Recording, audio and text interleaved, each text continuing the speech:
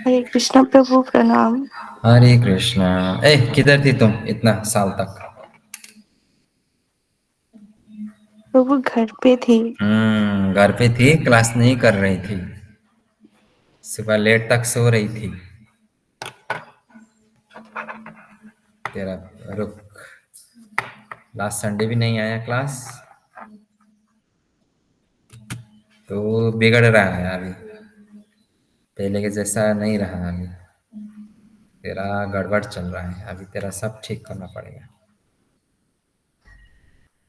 तेरे साथ बात करना है मुझे अभी। ऐसे तो नहीं होगा। जी प्रभु। तेरे साथ बात करना है मुझे। ओके, ठीक है। तो सही भक्तों को फिर से एक बार कृष्णमय बिहानी। तो कैसे लग रहा हूँ मैं ब्लैक हुडी में? बहुत हैंडसम लग रहा हूँ ना? क्या बोलते हैं भक्त लोग? हरि बोल। हरी बोल प्रभु। प्रभु आप तो ऑलवेज हैंडसम हो। हाँ, ये वाला डायलॉग हमेशा दिमाग में होना चाहिए। आज के 20 साल बाद भी ये डायलॉग ही रिपीट होना चाहिए। ठीक है।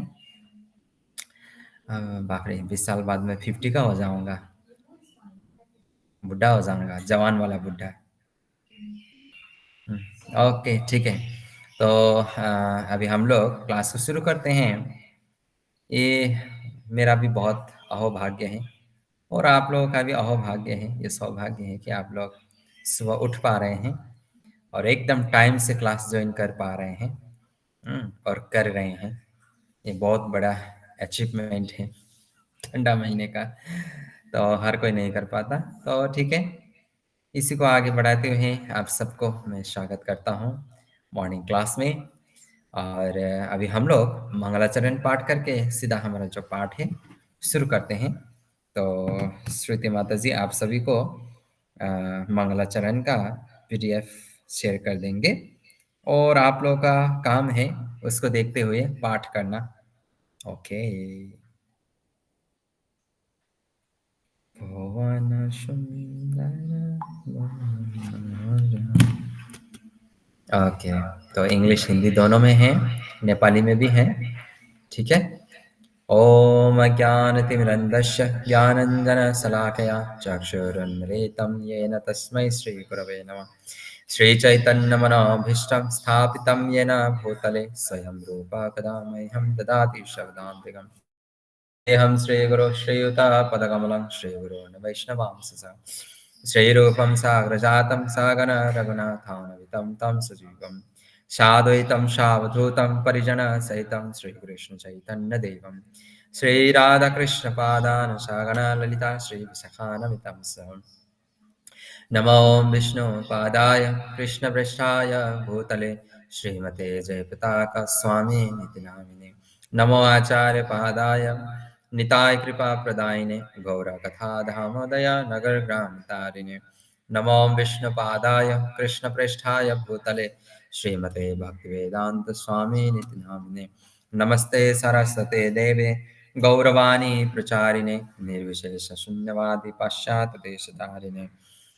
वाञ्छाकल्पतरुभ्यश्च कृपा सिन्धुभ्य एव च पतितानां पावनेभ्यो वैष्णवेभ्यो नमो नमः। ॐ वृन्दाय तुलसीदेव्याय प्रियाय केशवस्य च कृष्णभक्तिप्रददेवी सत्यवत्यै नमो नमः। नमो महावदन्याय कृष्णप्रेमप्रदायते कृष्णाय कृष्णचैतन्यनाम्ने गौरतिष्ठ नमः। पंचतत्वात्मकं कृष्णं भक्तरूपस्वरूपकं भक्तवतारं भक्ताखं नमामि भक्तशक्तिकं। हे कृष्ण करुणा सिन्धो दीनबन्धो जगत्पते गोपेश गोपिका कान्त राधाकान्त नमस्तुते। तप्तकाञ्चन गौराङ्गी राधे वृन्दावनेश्वरी वृषभानुसुते देवी प्रणमामि हरिप्रिये। नीलाचलनिवासाय नित्याय परमात्मने बलभद्र सुभद्राभ्यां जगन्नाथाय ते नमः। जय श्री कृष्ण चैतन्य प्रभु नित्यानंद श्री अद्वैत गदाधर शिवासादि गौर भक्तवृंद। हरे कृष्णा कृष्ण कृष्णा हरे हरे, हरे राम राम राम हरे हरे। तो सभी भक्त लोग अपना अपना वीडियो तथा ऑडियो ऑन कीजिए और बोलिए एक बार हरे कृष्णा हरे हरे कृष्णा कृष्णा कृष्णा कृष्ण कृष्णा कृष्ण हरे हरे हरे हरे हरे हरे हरे राम राम राम राम राम हरे हरे अनंत कोटि वैष्णव वृंद की जय श्री श्री जय मंगलाचरण की जय लीला प्रभुपाद की जय जय गुरु महाराज की जय जय उपस्थित जय ऑनलाइन जय वैष्णव भक्त वृंद की ऑनलाइन क्लास की जय निताय गौर जय प्रेमानंदे। हरि हरि बोल हरि बोल। हरि बोल। ओके, तो ठीक है।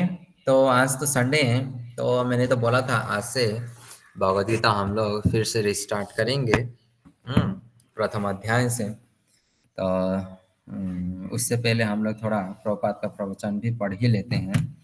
तो यहाँ पर प्रभुपाद मृदंग बजा रहे हैं और वो रिकॉर्डिंग कर रहे हैं, म्यूजिक रिकॉर्ड।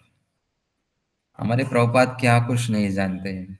मृदंगा बजाना भी जानते हैं, हारमोनियम भी जानते हैं, करताल भी जानते हैं, कीर्तन गाना भी जानते हैं, झंपू बजाना भी जानते हैं, तुम्बा बजाना भी जानते हैं, फिलोसॉफिकल बातें करना भी जानते हैं, अभक्तों को खंडन, नास्तिकों को खंडन करना भी जानते हैं, मायावादी को भी परास्त करना भी जानते हैं, शुद्ध भक्ति भी जानते हैं। सब कुछ जानते हैं, क्या नहीं जानते। शायद ऐसा कोई तभी चीज। सबसे बड़ा कुकिंग उनका प्रभुपाद का। वही तो। और लेखन करना भी जानते हैं, ट्रांसलेशन भी जानते हैं, इंग्लिश भी जानते हैं, हिंदी भी जानते हैं, बंगाली जानते हैं, बहुत सारी भाषाएं, अलग अलग भाषाएं भी जानते हैं। क्या कुछ नहीं जानते। शायद ही कोई चीज ऐसा चीज होगा, शायद वो नहीं जानते होंगे। हम्म यूएस गए तो 6 महीना, लगभग 8 महीना तक खुद कुकिंग करके सबको खिलाया। कुकिंग करना भी जानते हैं, बर्तन मांजना भी जानते हैं, क्लीनिंग करना भी जानते हैं, ड्यूटी सेवा भी जानते हैं, यज्ञ आदि करना भी जानते हैं, दीक्षा देना भी जानते हैं, शिक्षा देना भी जानते हैं, सब कुछ सब कुछ। ओके, तो आज का प्रवचन। तो आज है 8 दिसंबर। हम मशीनों के दुश्मन नहीं हैं। हम मशीनों के दुश्मन नहीं हैं। यदि उनका उपयोग श्री कृष्ण की सेवा में हो सकता है, यदि उनका उपयोग श्री कृष्ण की सेवा में हो सकता है, तो हम उनका स्वागत करते हैं। कीर्तनानंद को पत्र, 8 दिसंबर 1968, 1968। तो प्रभुपाद को पूछते थे कि उस टाइम का होता है ना, अभी थोड़ा विद्वान लोग, जो अपने आप को विद्वान मानता है, वो लोग पूछते थे, रिपोर्टर लोग, मीडिया वाले लोग पूछते थे, वहीं का सिटीजन पूछते थे उनको, क्योंकि उस टाइम अभी यूएस में मतलब विभिन्न प्रकार का टेक्नोलॉजी था। जो चीज़ इंडिया में नहीं था वो चीज़ वहाँ पर था, टेक्नोलॉजी के हिसाब से। तो प्रभुपाद तो अभी वैदिक परंपरा, है ना, वैदिक विधि को अपनाना, इस तरीके से वो प्रचार करते थे। तो लोग पूछते थे, प्रभुपाद आप वैदिक ऐसा ऐसा तरीके से बोलते हैं, पहले के टाइम पे ऐसा होता था, ऐसा ऐसा बोलते हैं। तो पहले के टाइम पे तो लाइट नहीं होता था, बिजली नहीं था, ये मशीन नहीं था, और अभी भी आप ये माइक में बोल रहे हैं, तो ऐसा कुछ नहीं होता था। अभी ये इसी के कारण आप किताब छाप पा रहे हैं, टाइपराइटर है, फ़ोन है, अलग अलग प्रकार की चीज़ें, यंत्र हैं, तो आप यूज़ तो कर ही रहे हैं। तो इसमें क्या बोलना चाहेंगे? तो प्रभुपाद ने उस समय यही प्रवचन बोला था कि जैसे एक स्पीकर है, एक माइक है। मैंने आप लोगों को पहले भी बोला था, एक माइक है। इसी एक माइक में एक नेता आकर आप लोगों को भाषण देता है,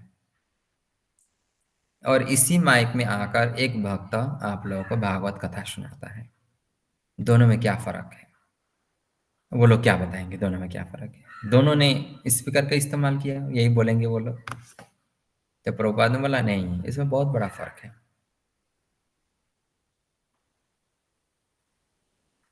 एक नेता जब आकर इस स्पीकर में भाषण देता है तो तुम लोगों को मूर्ख बना के जाता है। 1 घंटा बाद, 1 घंटा के अंदर तुम लोगों को मूर्ख बना के जाता है। लेकिन इसी स्पीकर में 1 घंटा आकर एक कोई भगवान का शुद्ध भक्त भाषण देता है, कथा करता है, भाषण ही बोले या कथा ही बोले, तो तुम्हारा मुक्ति होता है। ये दूसरा प्रभुपाद ने बोला, एक नेता आकर जब स्पीकर में भाषण देता है तो वो नेता अपने लिए इस्तेमाल कर रहा है वो स्पीकर को, लेकिन एक भक्त आकर वो स्पीकर में कथा करता है तो वो कृष्ण की सेवा में लगा रहा है उस स्पीकर को। बहुत फर्क है दोनों में।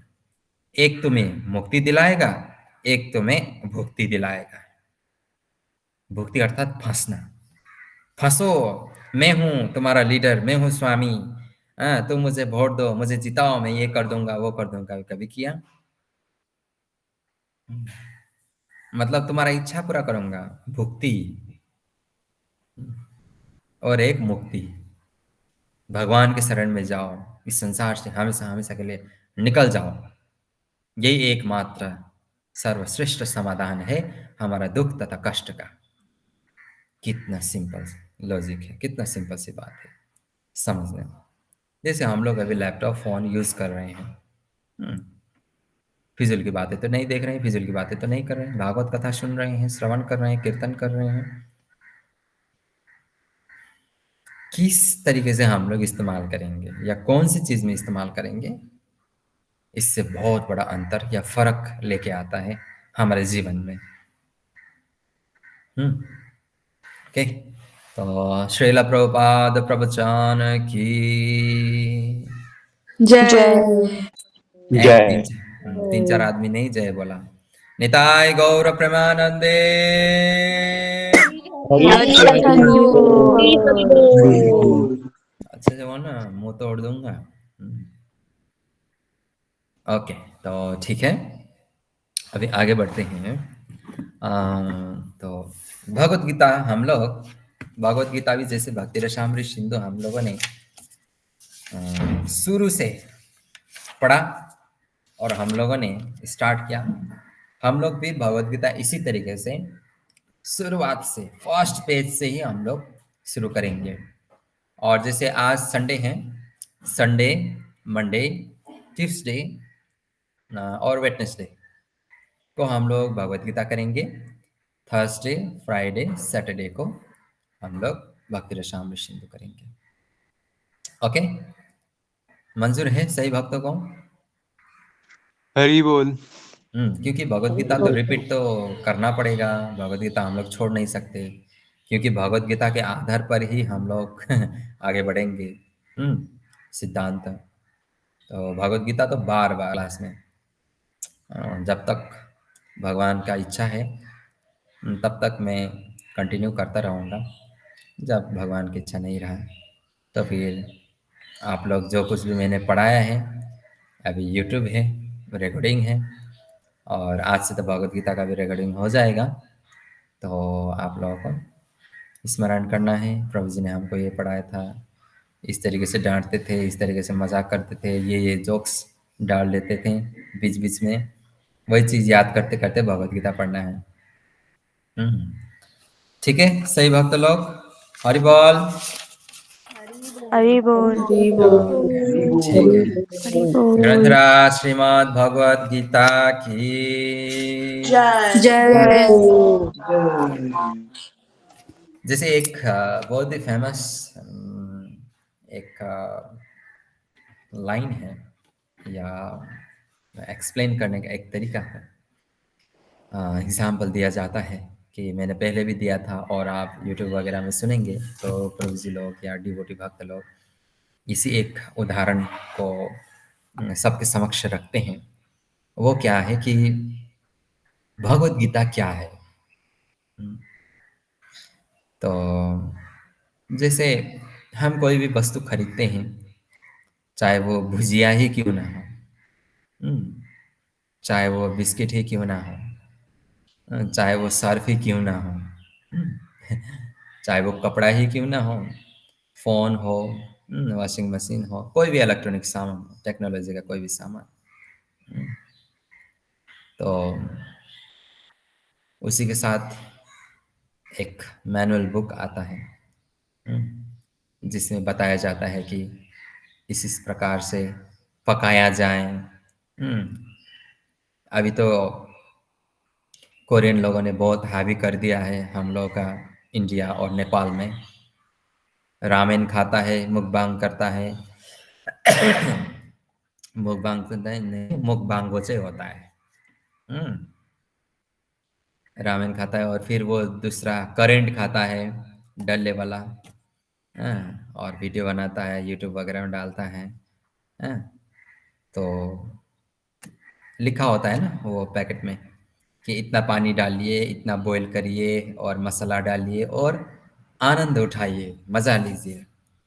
उसी प्रकार से कोई हम लोग फ्रिज वगैरह खरीदते हैं, टीवी वगैरह खरीदते हैं, तो उसके साथ एक बुक आता है।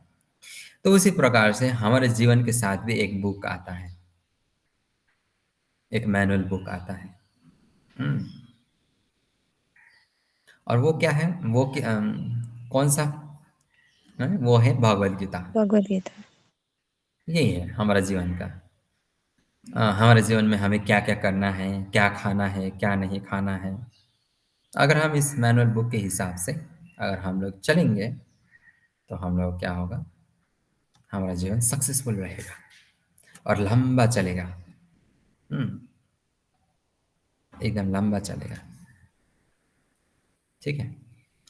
तो अगर उस बुक के हिसाब से नहीं चलेंगे तो जल्दी बिगड़ जाएगा। मशीन हो या इंसान हो, जल्दी ही बिगड़ जाएगा। क्योंकि इंसान, ये शरीर को भी क्या बोला है भगवान ने, यंत्र रूढ़ानी माया। यंत्र, यंत्र माने एक, हम लोग क्या इंग्लिश में तो मशीन ही बोलेंगे। अब एक यंत्र ही है जो आत्मा इसको चला रहा है, इस यंत्र को चला रहा है। और ये यंत्र माया, माया के अधीन में है, मतलब माया के कंट्रोल, माया देवी के कंट्रोल में है। कैसे? 3 प्रकार के गुण से, सतो रजो तम। तो हम लोग ज़्यादातर कोई भी सामान हम लोग खरीदते हैं तो हम लोग आज तक शायद किसी ने वो मैनुअल बुक नहीं पढ़ा होगा जो टीवी के साथ आता है, वॉशिंग मशीन में है, इसका क्या काम करके फेंक देते हैं। बस वारंटी कार्ड, गारंटी कार्ड हम लोग रखते हैं, है कि नहीं? 99% लोग यही करते हैं, कोई पढ़ता नहीं। क्यों पढ़ेंगे भाई? क्या टीवी ऑन हो चुका है, सब चैनल चल रहा है, केबल जोड़ दिया, काम शुरू। उसको लंबा कैसे टिकाना है वो तो उसी बुक में लिखा हुआ आता है। किस तरीके से चलाना है, तब जाके वो थोड़ा लंबा समय तक चलेगा। गड़बड़ी नहीं होगा। जैसे हम लोग भी, भगवद गीता में भगवान ने हमको खाना पीना जीना सीना सब कुछ सिखाया है।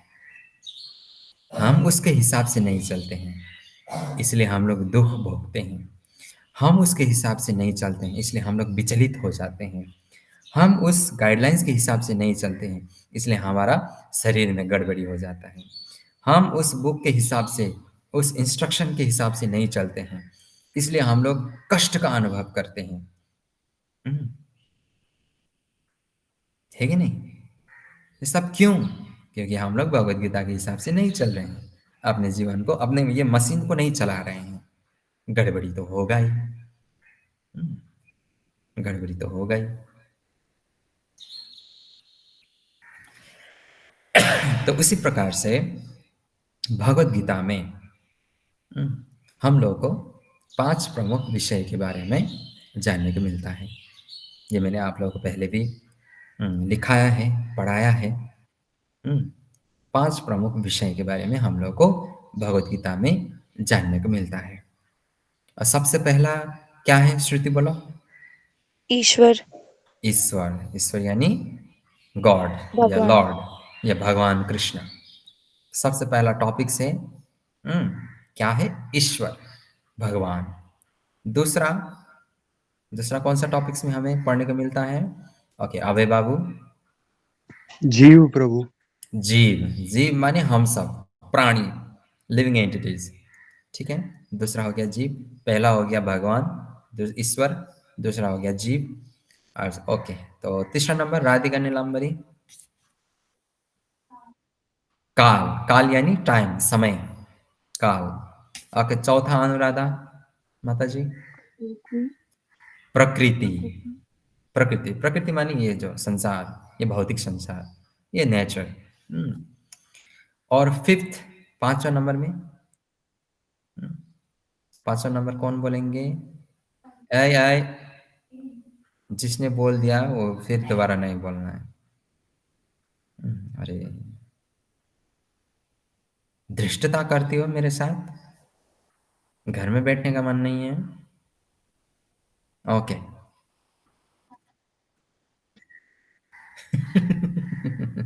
तुझे बैठना ही पड़ेगा। ओके, पांचवा कौन बताएंगे? जिन्होंने आंसर दिया वो मत बताइए। अभी क्या? ईश्वर, जीव, प्रकृति, काल। अभी एक रह गया, वो क्या है? कर्म प्रकृति। कर्म।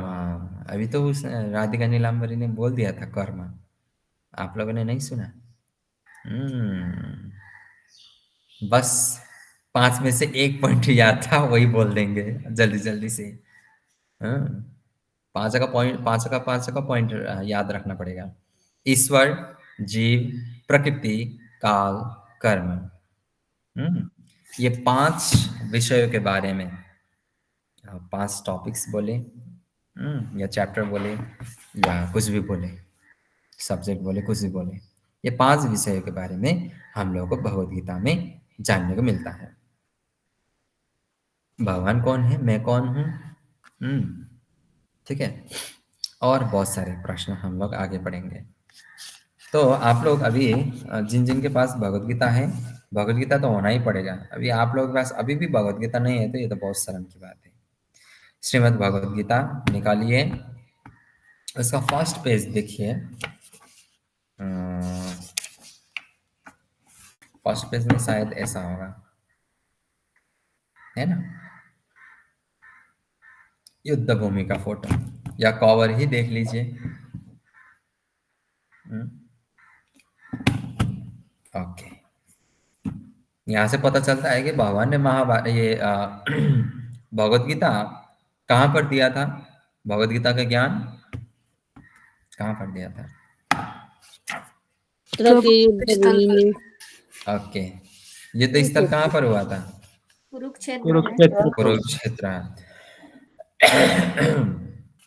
ओके, तो अभी एक दो पेज आगे बढ़ाइए, तो आप लोगों को विषय सूची के सबसे ऊपर आप लोगों को देखने को मिलेगा पृष्ठभूमि, आमुख, भूमिका। और वहाँ पर हमें 18 चैप्टर या 18 अध्याय का नाम हमें देखने को मिलेगा। तो वहाँ पर देखिए और सुनिए, पढ़िए। पहला अध्याय का नाम है, जिसके पास इंग्लिश है, हिंदी है, नेपाली है, अपने अपने भाषा में पढ़िए।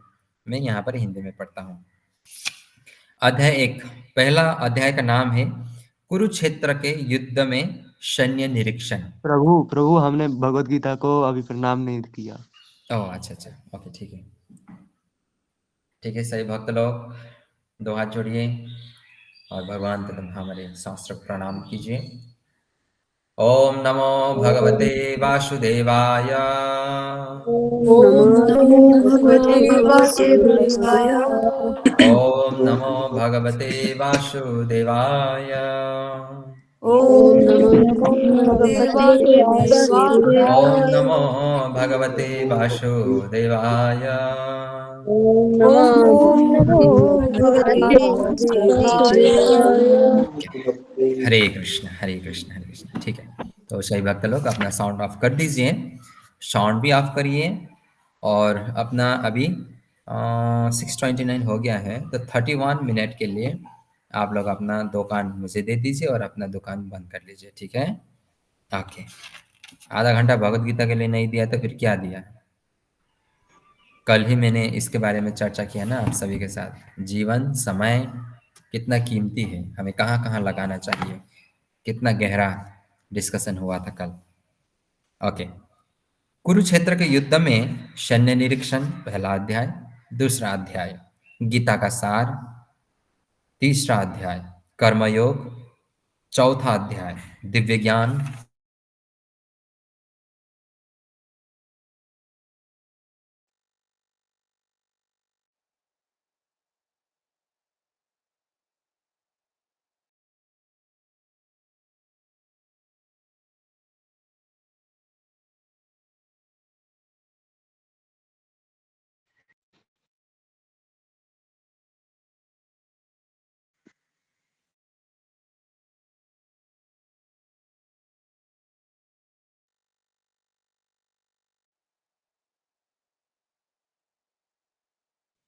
थोड़ा रुकिए, हाँ लाइट चला गया।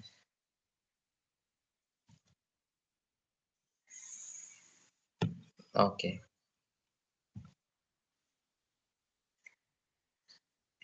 चौथा अध्याय दिव्य ज्ञान, पांचवा अध्याय कर्मयोग, छठा अध्याय ध्यान योग, सातवां अध्याय भगवत ज्ञान, आठवां अध्याय भगवत प्राप्ति, नवम अध्याय परम गुह्य ज्ञान, दशम अध्याय श्री भगवान का ऐश्वर्य, 11वां अध्याय एकादश अध्याय विराट रूप, द्वादश अध्याय भक्ति योग, त्रयोदश अध्याय प्रकृति पुरुष तथा चेतना, चौथा अध्याय प्रकृति के 3 गुण, 15 अध्याय पुरुषोत्तम योग, 16 अध्याय दैवी तथा असुरी स्वभाव, 17 अध्याय श्रद्धा के विभाग, 18 अध्याय उपसंहार संन्यास की सिद्धि, और उसके बाद आता है फिर हमारा अंत विश्राम। तो ठीक है, आज हम पृष्ठभूमि से शुरू करते हैं सबसे पहला। ठीक है, सभी लोग रेडी? हरि बोल। ओके, ठीक है, अभी ध्यान पूर्वक सुनना है। पृष्ठभूमि। यद्यपि श्रीमद् भगवद गीता का व्यापक प्रकाशन और पठन होता रहा है, किंतु मूलतः यह संस्कृत महाकाव्य महाभारत के एक घटना रूप में प्राप्त है। ये भगवद गीता महाभारत का एक छोटा सा अंश है। ठीक है, महाभारत में वर्तमान कलयुग तक की घटनाओं का विवरण मिलता है।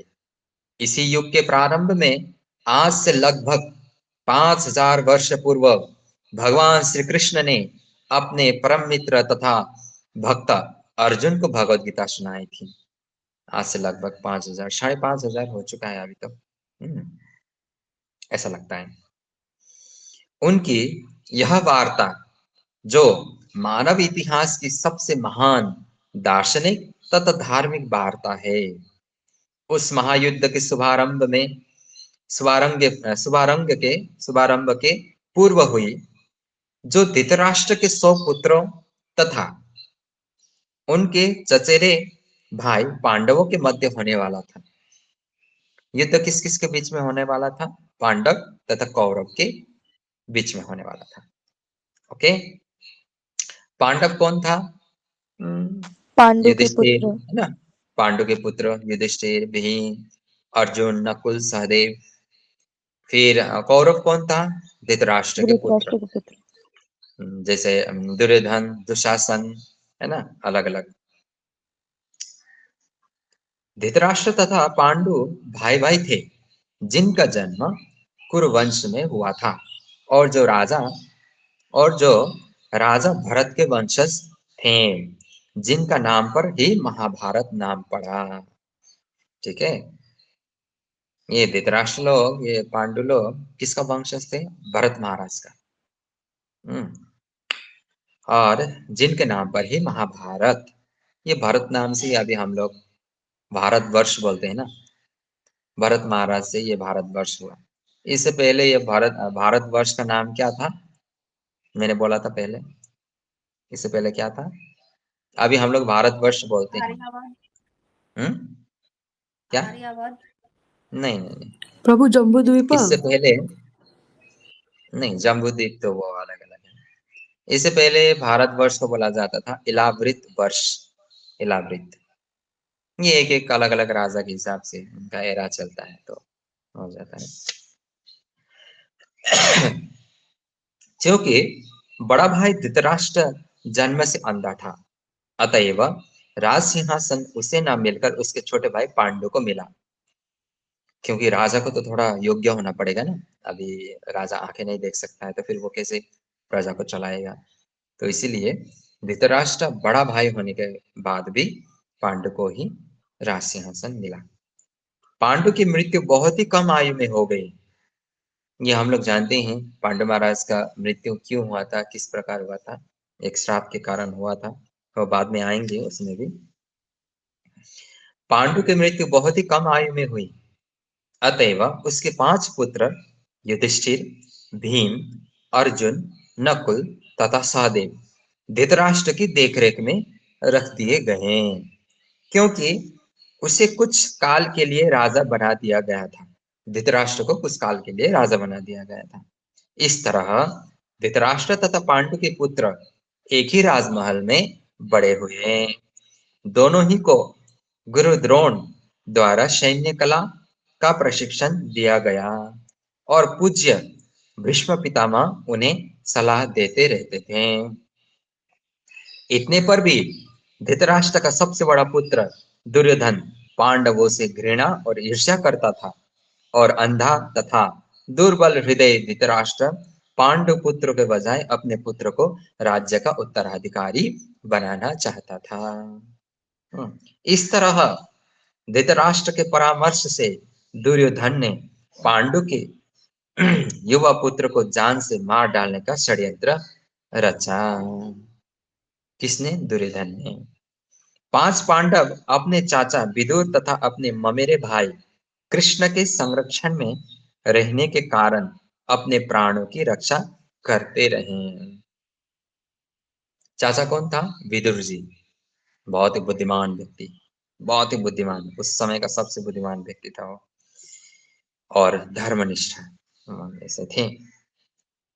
और कृष्ण, कृष्ण कोई सामान्य व्यक्ति नहीं, अपितु साक्षात परम ईश्वर है, जिन्होंने इस धराधाम में अवतार लिया था और अब एक राजकुमार की भूमिका अदा कर रहे थे।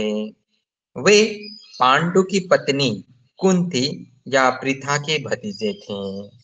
इस तरह संबंधी के रूप में तथा धर्म के पालक होने के कारण वे पांडु पांडु पुत्र का पक्ष लेते रहे और उनकी रक्षा करते रहे।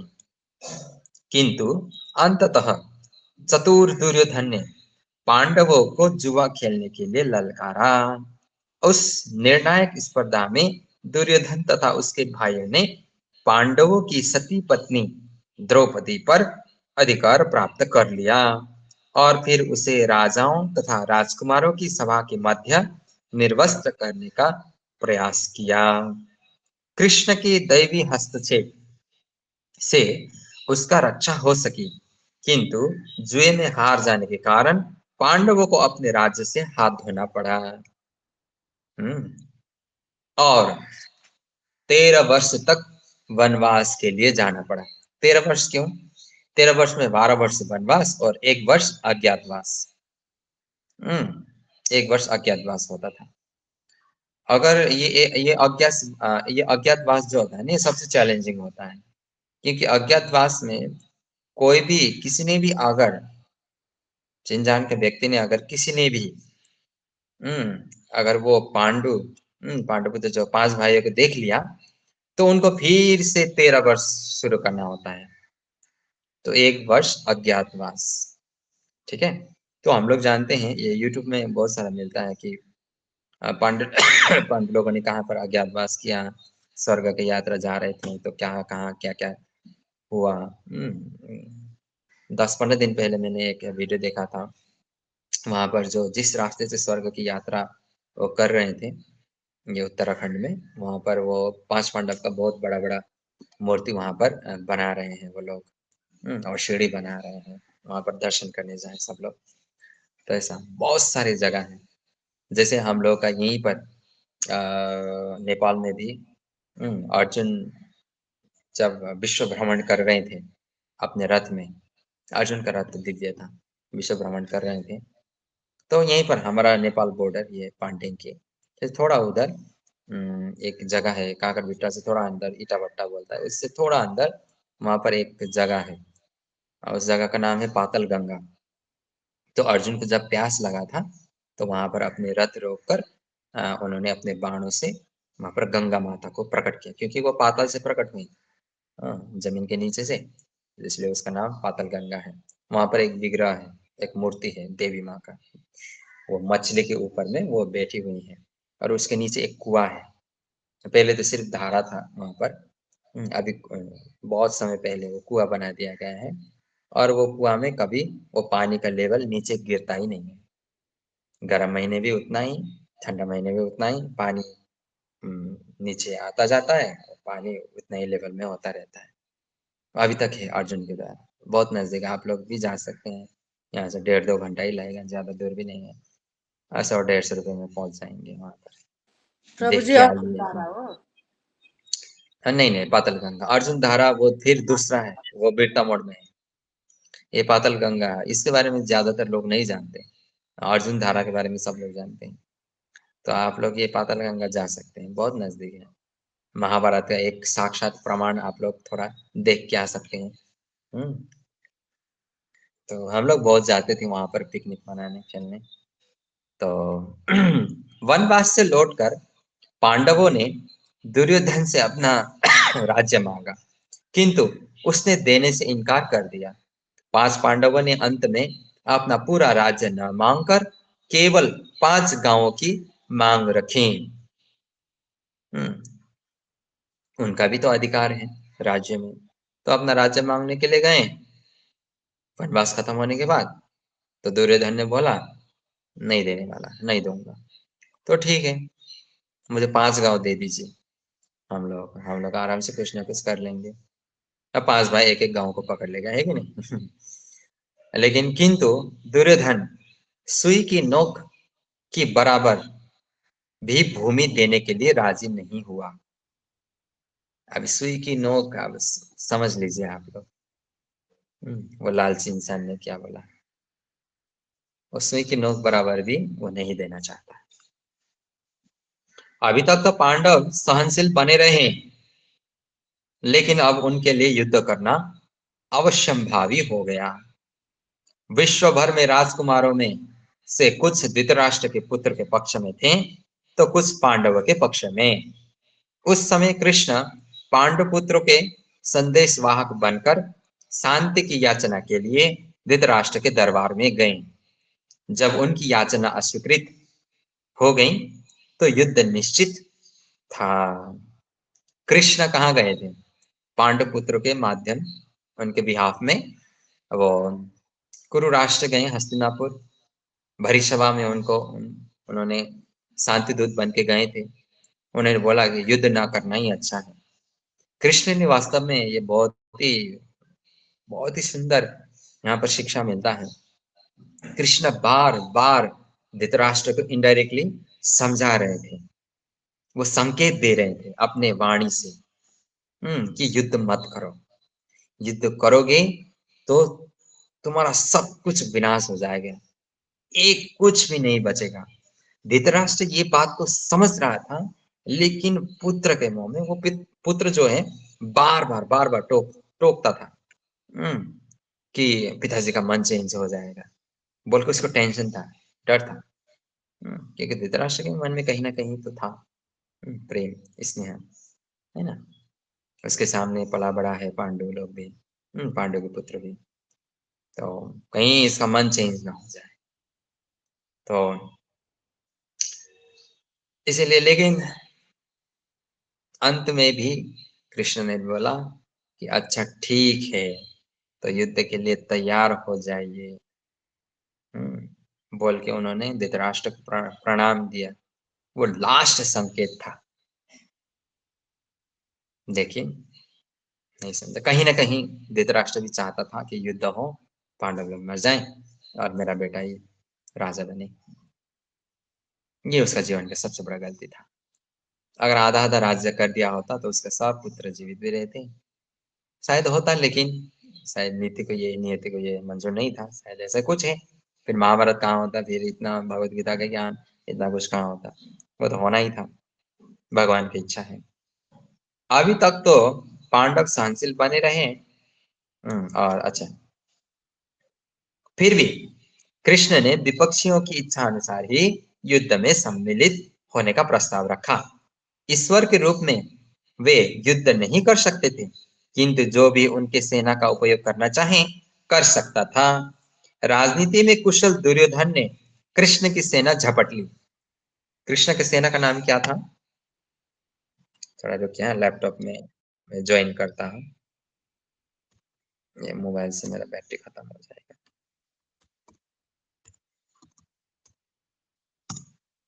अच्छा, कृष्ण के सेना का नाम क्या था? कौन सा सेना? किसने बोला अभी भी? नारायणी सेना था।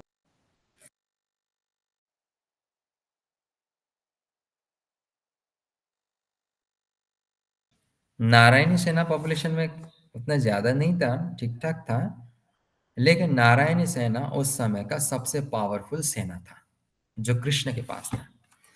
और कृष्ण की नीति और बलराम जी के ट्रेनिंग में उन्होंने महारथी हासिल किया था। नारायण सेना एक अकेला ही 100 से 1000 लोगों के साथ वो भिड़ सकता था, इतना पावरफुल था, इतना। अब उनका लीडर देखे ना, ट्रेनर कौन है? दाऊ जी, बलराम जी। ट्रेनिंग कैसा होगा उनका? इतना पावरफुल दमदार ट्रेनिंग। तो इसीलिए दुर्योधन ने क्या किया, नारायण सेना मुझे दे दीजिए, आप अर्जुन के हो जाइए, विपक्षी टीम के। ये उसका भी फिर जीवन का सबसे बड़ा गलती था। भगवान देखिए, यहीं से हमें पता चलता है कि कृष्ण से अधिक कृपालु कोई नहीं हो सकता। भगवान विष्णु ऐसे नहीं देखते, ए कौन तेरे को डिस्टर्ब कर रहा है, चल तुम लोग निकलो, मैं आता हूं। फिर जाते हैं, धड़ाधड़ धड़ाधड़ काटना शुरू कर देते हैं राक्षसों को। कृष्ण ऐसे नहीं करते। इतना कृपालु है वो, इतना कृपालु है। शांति दूत बन के गए, उनका वहां पर बदनामी हुआ, अपमान किया गया, वो वापस लौटे। फिर भी उन्होंने ऑप्शन दिया कि मैं भी हूं और नारायणी सेना भी है। दुर्योधन को भी चूज करने दिया, अर्जुन को भी चूज करने दिया।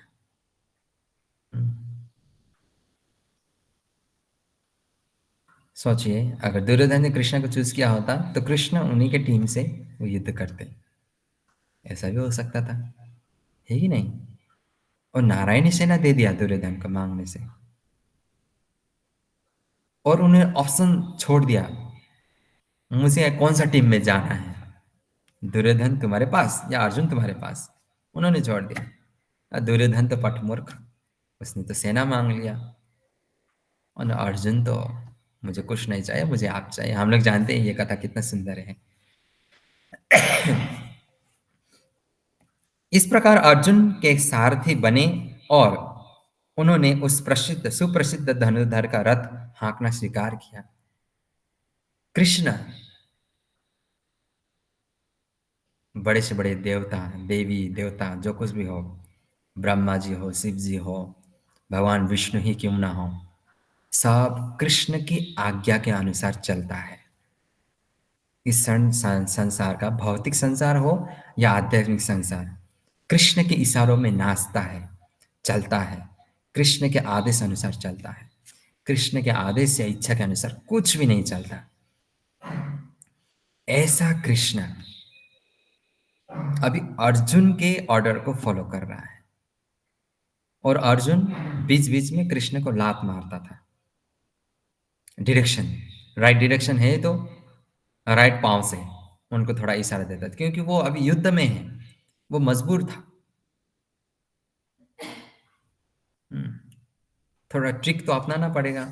अगर वो इशारा दे रहा है, इशारा सामने वाला देखेगा, वो तो गड़बड़ी हो जाएगा। सारथी और रथ जो सारथी हैं और जो युद्ध योद्धा है, उन दोनों को तो ट्रिक तो अपनाना पड़ेगा। सारथी का काम है अपने जो योद्धा है, जो विराजमान है, जो सेनापति, उनकी रक्षा कैसे करें, किस प्रकार से रथ को कहाँ पर मुझे रखना पड़ेगा, कौन से डायरेक्शन में, उनका काम है। और योद्धा का सेनापति का काम है अपने रथ को भी रक्षा करना और सामने वाला जो हमला कर रहा है उनसे भी रक्षा करना, अपने सारथी का भी, अपने रथ का भी। यही युद्ध नीति है ना। तो ये तो चलता है। तो देखिए, भगवान अपने भक्त का लाभ भी खा रहा है, गाली भी खा रहा है। कभी कभी अर्जुन वो प्रेशर में होता है ना, युद्ध के माहौल सोचे ना, कितना टेंशन भरा, डर भरा, और प्रेशर भरा होता है, फ्रस्ट्रेट हो जाता है, डिप्रेस हो जाते हैं लोग। अर्जुन ऐसे होता था। तो उस समय वो ऊंचे आवाज में कृष्ण को थोड़ा ऊंचे आवाज में बोल देते थे कृष्ण के साथ। उसको मालूम नहीं होता था क्योंकि वो युद्ध के प्रेशर में है। देखिए इतना कृपालु, इसलिए हम लोग बोलते हैं हे कृष्ण करुणा सिंधु। कृष्ण इसलिए कृष्ण क्यों सुप्रीम पर्सनालिटी है, कृष्ण इसलिए क्यों परम ब्रह्म है, क्यों परम भगवान है, यही एक गुण के कारण, यही एक ये एकमात्र, कृष्ण से अधिक दयालु कोई नहीं। कृपा भगवान विष्णु देखिए तो हिरण्यकशिपु बहुत ज्यादा हो गया तेरा, आप रुक बोल के नरसिंह रूप धारण किया, आया सीधा चीर फाड़ दिया, है कि नहीं। जय एकादशी कथा हम लोगों ने सुना, देवता जब हेल्प के लिए गया तो फिर भगवान विष्णु चले गए, 10,000 वर्ष तक लड़ाई किया, युद्ध किया, है कि नहीं। अलग अलग बहुत सारे हैं, हम लोग इसी से फर्क पार्थक्य कर सकते हैं कि कृष्ण क्यों इतना अधिक दयालु है, मतलब कृष्ण को ही हम परम क्यों मानते हैं। इस तरह हम उस बिंदु तक पहुंच जाते हैं जहां से भगवत गीता का शुभारंभ होता है। दोनों ओर की सेनाएं युद्ध के लिए तैयार खड़ी हैं और धृतराष्ट्र अपने सचिव संजय से पूछ रहा है कि उन सेनाओं ने क्या किया। इस तरह सारी पृष्ठभूमि तैयार है, आवश्यकता है केवल इस अनुवाद तथा भाष्य के विषय में संक्षिप्त टिप्पणी की। भगवत गीता के अंग्रेजी अनुवादकों में यह सामान्य वृत्ति पाई जाती है कि वे अपनी विचारधारा तथा दर्शन को स्थान देने के लिए कृष्ण को ताक पर रख देते हैं। वे महाभारत के इतिहास को पौराणिक कथा मानकर कृष्ण को निमित्त बनाते हैं, किसी अज्ञात प्रतिभाशाली व्यक्ति के विचारों को बद्ध रूप में प्रस्तुत करने का, या फिर बहुत हुआ तो कृष्ण को एक गौण ऐतिहासिक पुरुष बना दिया जाता है। किंतु साक्षात कृष्ण भगवत गीता के लक्ष्य तथा विषय वस्तु दोनों हैं, जैसा कि गीता स्वयं अपने विषय में कहती है। कृष्ण क्या है, भगवत गीता के लक्ष्य तथा विषय वस्तु कृष्ण ही है।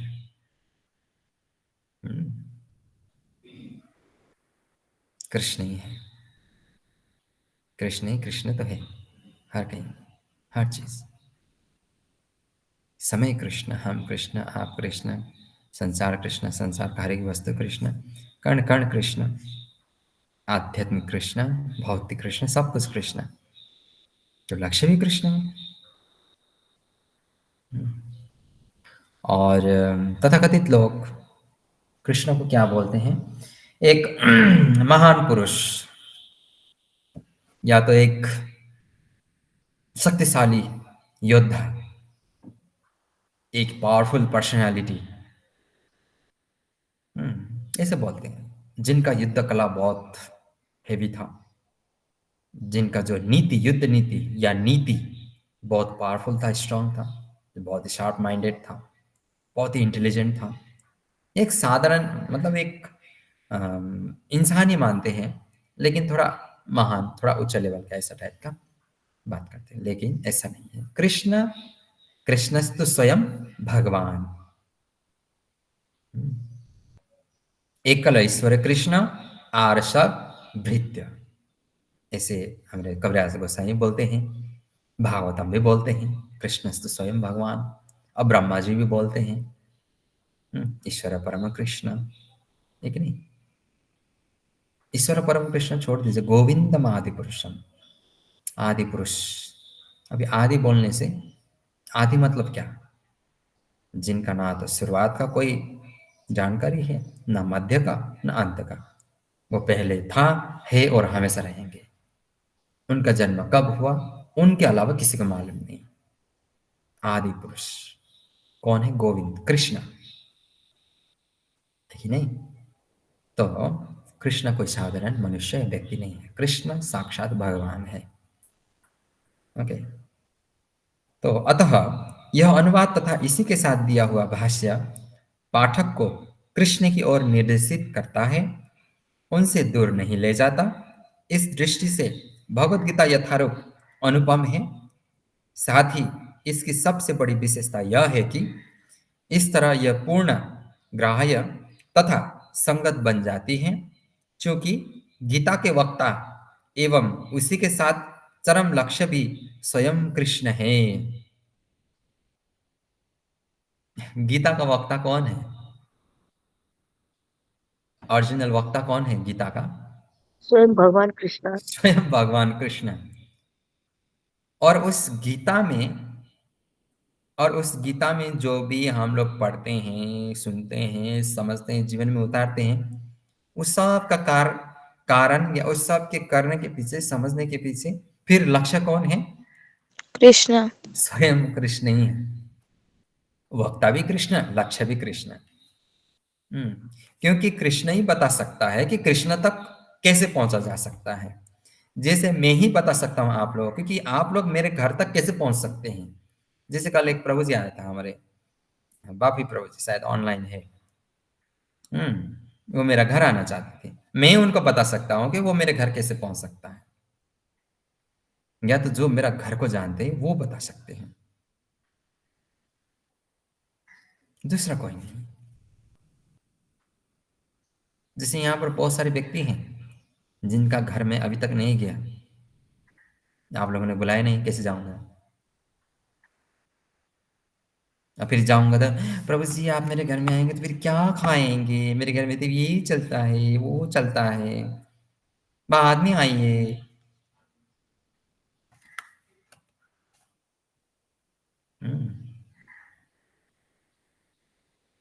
ऐसा लगता है कि एक ही दिन में मैं सब साफ करके ही वापस चला आऊंगा। क्या खाएंगे? मेरे घर में तो लहसुन प्याज चलता है, मांस मछली चलता है। क्यों भाई, एक गिलास पानी नहीं पिला सकते? क्या पिलाएंगे, क्या खिलाएंगे? आप जितना भी पिलाइए खिलाइए, 3 घंटा बाद तक मुझे भूख लगेगा ही। जितना भी आप खिला के मुझे भेजिए, खिलाना ही है मुझे, पिलाना ही है। तो अपना स्नेह भाव मुझे खिलाइए। प्रभु जी आए हैं घर पे, 2-4 मीठी बातें करेंगे, भक्ति के बारे में चर्चा करेंगे। ओहो प्रभु जी मेरा घर में आएगा तो फिर मेरा तो ये गड़बड़ सब देख लेंगे, वो मेरा चोरी पकड़ा जाएगा। नहीं नहीं नहीं, बाद में बुलाते हैं, जब अच्छे से नियम पालन होगा, जब अच्छे से मेरा किचन ये सब कुछ का नियम पालन सब कुछ अच्छा होगा, तब बुलाएंगे प्रभु जी को। यही आपका जीवन का सबसे बड़ा गड़बड़ी है।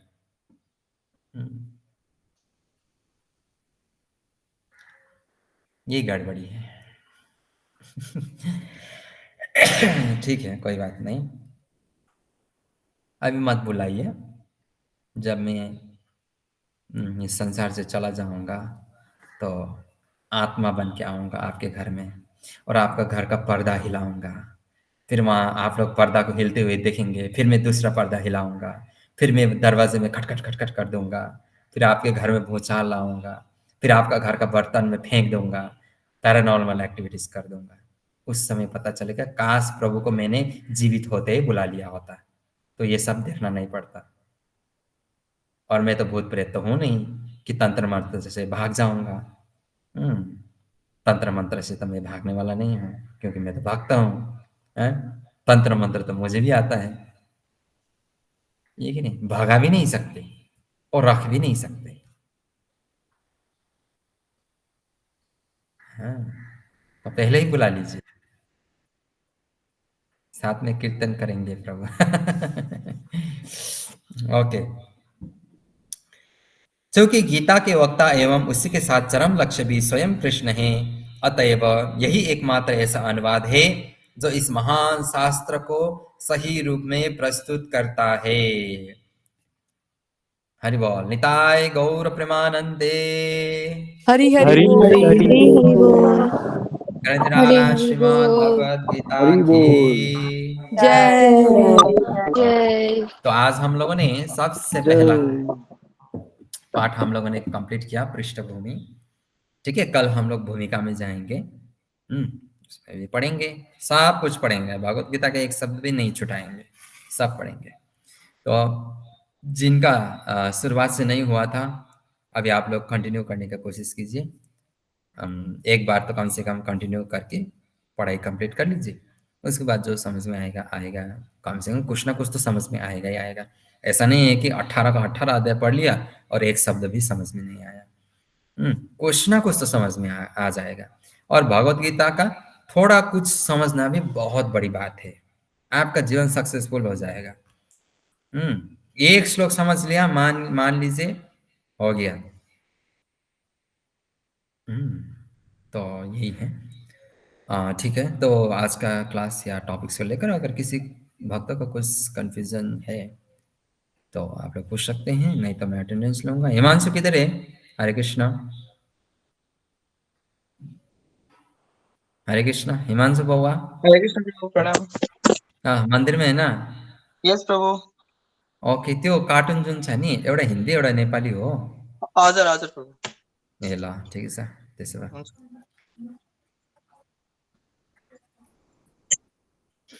ओके, के भन्छ? भक्ति रस विषय त अब अहिले त कहाँबाट पाउँछु, तपाईँकोमा होइन, छ? म लिएर आउँछु नि। ए हुन्छ हुन्छ। ओके, ममता माता जी ऑनलाइन है? हरे कृष्ण प्रभु जी, हरे प्रणाम। कृष्णा। वो सुबह 8 बजे का वो गाडी है ना? हजुर। हजुर, त्यो मलाई जुन नम्बर पठाउनु भएको छ त्यो बिहानको गाडीको ड्राइभरको नम्बर हो? बिहानको गाडीको। ए ल, हुन्छ हुन्छ। गाडी यताबाट कति बजी हिँड्छ अरे? 8:30? 8:30 मा। ओके, त्यसो भए म क्लास सकेर निस्किहाल्छु।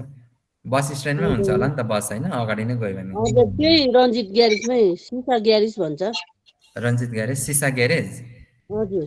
चिन्छ हिमांशु? हजुर प्रभु। रञ्जित 19 ग्यारेज, होटलबाट जस्तो भित्र पस्नुपर्छ। रञ्जित 19 होटल। ग्यारेज 19 होटल अरे। ल हुन्छ 19 होटलबाट भित्र। ल, त्यो हेर्दै अटोलाई जानु। भन्यो भने लगिहाल्छ, अटोलाई रिक्सालाई भन्यो भने।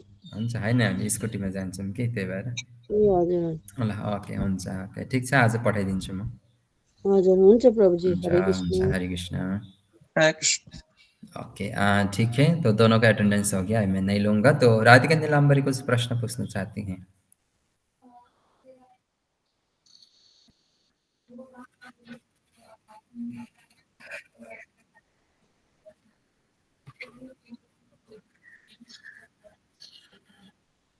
हम सब लोगों को शिक्षा देने के लिए कि व्यक्ति जीवित रहते ही स्वर्ग का भी यात्रा कर सकता है और भगवत धाम का भी यात्रा कर सकता है।